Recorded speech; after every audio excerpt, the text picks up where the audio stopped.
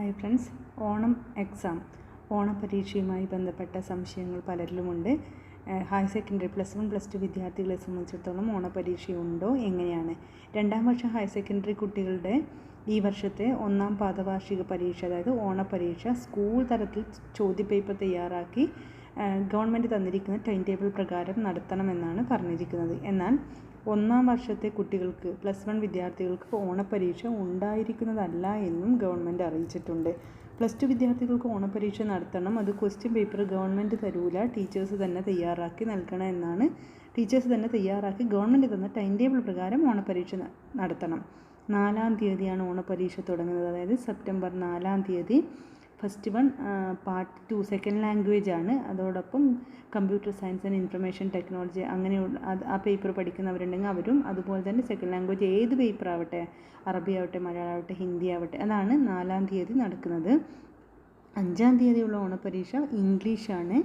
6-ാം തീയതി മാത്തമാറ്റിക്സ്, അതുപോലെ തന്നെ പാർട്ട് 2 ലാംഗ്വേജസ്, സംസ്കൃത, ശാസ്ത്ര, സൈക്കോളജി, ഈ പേപ്പേഴ്സാണ് ഉള്ളത്. പിന്നെ എക്സാം 6-ാം തീയതി കഴിഞ്ഞാൽ പിന്നെയുള്ള എക്സാം 9-ാം തീയതിയാണ്. 9-ാം തീയതി ബയോളജി, അതുപോലെ തന്നെ ഇലക്ട്രോണിക്സ്, പൊളിറ്റിക്കൽ സയൻസ്, സംസ്കൃത, സാഹിത്യ, കമ്പ്യൂട്ടർ ആപ്ലിക്കേഷൻ, ഇംഗ്ലീഷ് ലിറ്ററേച്ചർ, ഇത്രയുമാണ്. പിന്നെ അടുത്ത എക്സാം 9-ാം തീയതിയാണ്. 9-ാം തീയതി മൺഡേ ആണ്.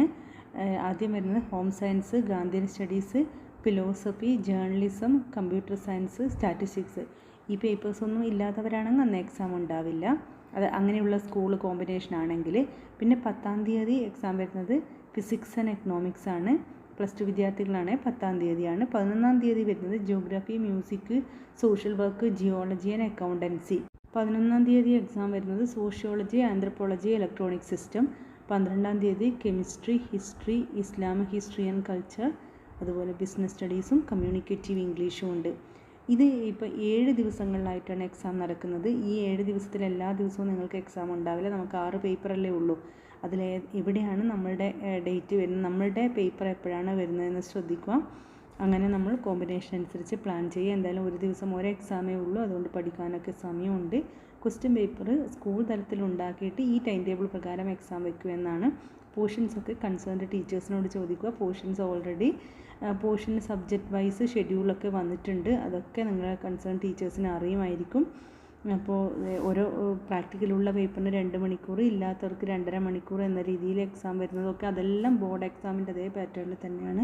അതായത് പ്രാക്ടിക്കലുള്ള പേപ്പറിന് 2 മണിക്കൂർ, പ്രാക്ടിക്കൽ ഇല്ലാത്ത പേപ്പറിന് 2.5 മണിക്കൂർ എന്ന രീതിയിലൊക്കെ തന്നെയാണ് പോകുക. എന്തായാലും നല്ല രീതിയിൽ ഓൺ എക്സാം എഴുതാൻ വേണ്ടി ശ്രദ്ധിക്കുക. നിങ്ങൾ +2 ക്ലാസ്സിലേക്ക് എത്തിയിട്ടുള്ള ഫസ്റ്റ് എക്സാമാണ്.